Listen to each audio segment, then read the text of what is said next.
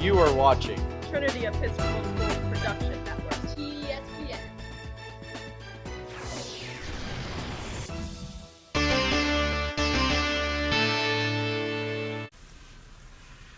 All right, we are thrilled to be joined here for this week's TESPN podcast by two-time state champion football players, Zahir Ranier and Elijah Ranier. And the first thing I actually wanted to ask you all, you're both very strong students. Elijah, you're going to William & Mary next year to play football and pursue academics. Obviously, an incredible academic school. And Z, I taught you, and you were a fantastic student in history class, but also you have offers from all sorts of schools, but some really high academic schools. Like you get your Duke sweatshirt on. Obviously, Duke's a great school. So I just wanted to ask you all how you balance being big-time, exceptional football players, but also being great students.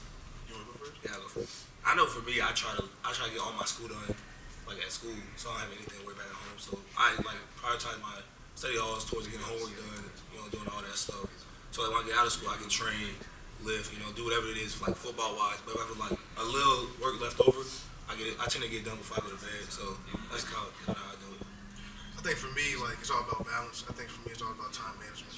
So just knowing how to manage my football and manage my time and my social life all in one.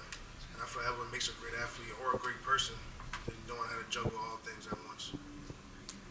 All right, so first I'm going to ask for each of you to just say what position you play. I play a linebacker. Safety and DB. All right, so obviously your dad is the defensive coordinator at Trinity. How is it having, your brother be on the team with you, but also having your dad as one of the coaches? I'm not gonna lie, it's kind of fun, but at the same time, it's kind of a lot, because my dad and Z are kind of so they kind of think the same. So I remember there was this one practice, my dad was on Z's side. I ended up getting mad. I had to leave practice because I felt like they was attacking my D linemen and linebackers, and truthfully they kind of were. But that's really what it is. It's it's fun. It's an experience nonetheless, if you ask me. I think for me, it's just makes the standard even higher. Growing up, me and my brother always been pushed apart by my father. And so when he's around, for me at least, it's always been just business. And it's when we're on the field, that's my coach. When we're off the field, that's my dad. And then playing with my older brother's always been a dream of mine. That's why I came here in the first place. And he's my superhero. When I look for a play, I look for him to make the play. So, I just think sometimes it's fun, but sometimes it's a lot. And sometimes you get yelled at, but it's all good in the end. Do I make the play? You guys have been cornerstones of the improvement of this football program, and EU especially, being here for 5 years and coming into a program that was okay, but not at the level that it's become, and then Z picking up with that as well, being a starter on these last 2 years on state championship teams. But I guess, Elijah, for you first, what did you, as a leader on the team, how do you feel that you set a standard that we become the premier football program really in the area, along with Highland Springs, but certainly for independent schools and in the state? So, for me, before I got here, I didn't really know what I was getting myself into. I didn't really know much about the school. And, the year prior, I played youth football with the Canes, but we didn't really have a good year. So, we kind of lost a lot of games. And then I came here and lost. We lost some more games. I was like, oh, maybe I don't need to play football anymore. But I kind of knuckled down and started putting my head down, working more. And, I had goals. And eventually I reached the goals, but that's just phase one. So, and credit to the guys I came in with, like Mario Thompson, LJ, Cam, all those guys, Hunter, John, So, we kind of, put on ourselves, to make this something instead of just, falling back and oh, it is what it is. So, the goal was always to win a championship, but to win 2 of them, that's something. Sure, credit to those guys, because without them, I wouldn't be here. A lot of guys in this area, a lot of guys in this school wouldn't be here. Because I think, for us, it was all about, we want to go somewhere where we fit, where we fit in. And what better place to do that with all your friends in a high academic school. So my freshman year, we came, I remember the year prior to that, we had lost the big team by 30, 60, something like that. Don't speak about that. And then my freshman year, we lost by 7. I remember the locker room was next year we're gonna get them. and everybody put in the work. Everybody put their heads down. Guys like Cornell, Trey Grant, J-Dub, all those guys, Deuce, all those guys stepped up, and then it just started to click. Everybody was on one page, and we all became one. So obviously you guys are highly athletic, highly talented, and we see that in all the offers you have. Just talk me through how you balance being an athlete, but also being highly recruited by big programs. You go first. I mean, I think for me, it's all about a game. Football is just a game. And for me, it's all about like not taking away the fun part of it. Hanging out with friends, doing stuff like that. Obviously, you got to put in work. It's a grind. You got to go to school. You got to do your schoolwork. But at the same time, make it fun. And football is a fun game. And I think for me, it's all about just still being a kid, still loving what I do. That's it. Yeah, so for me, I'm good at making things fun.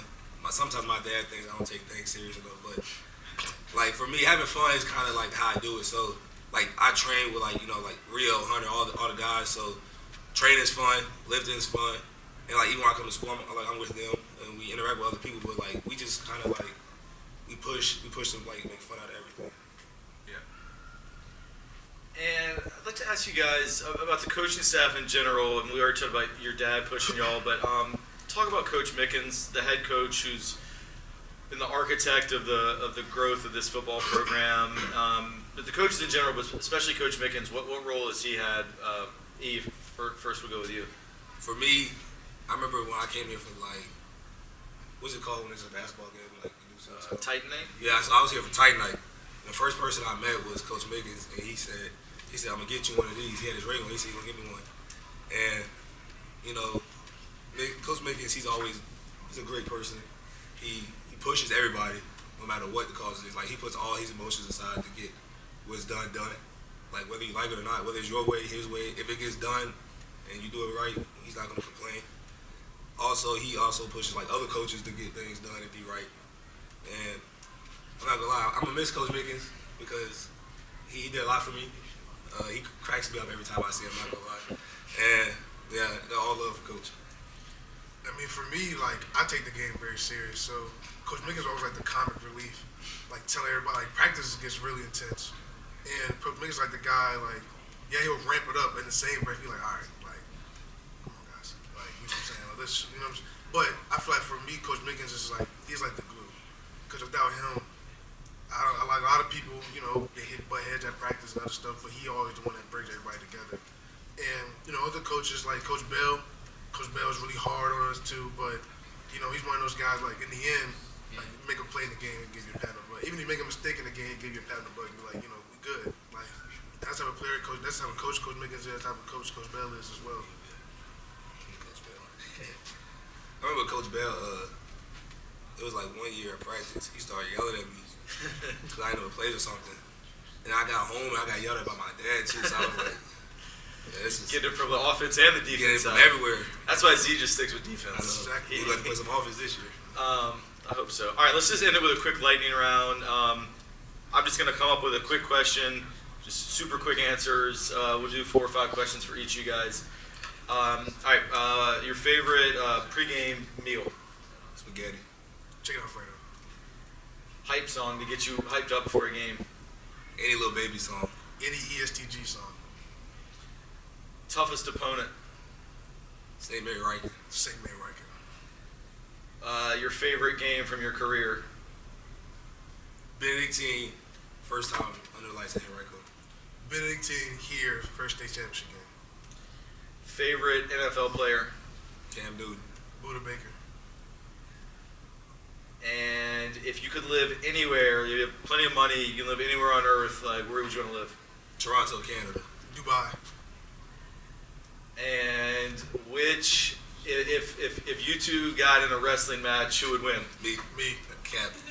All right, well, Cap. they we'll have to settle that one off camera. But great to hear from 2 awesome student athletes and 2 servants of the Trinity football program who helped this program do an 11-0 season, undefeated, state champions, prep league champions as well. And thanks so much, guys.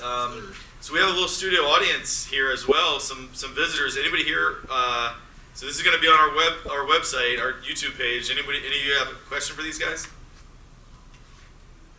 Is it better to beat Benedictine than any other school? Absolutely.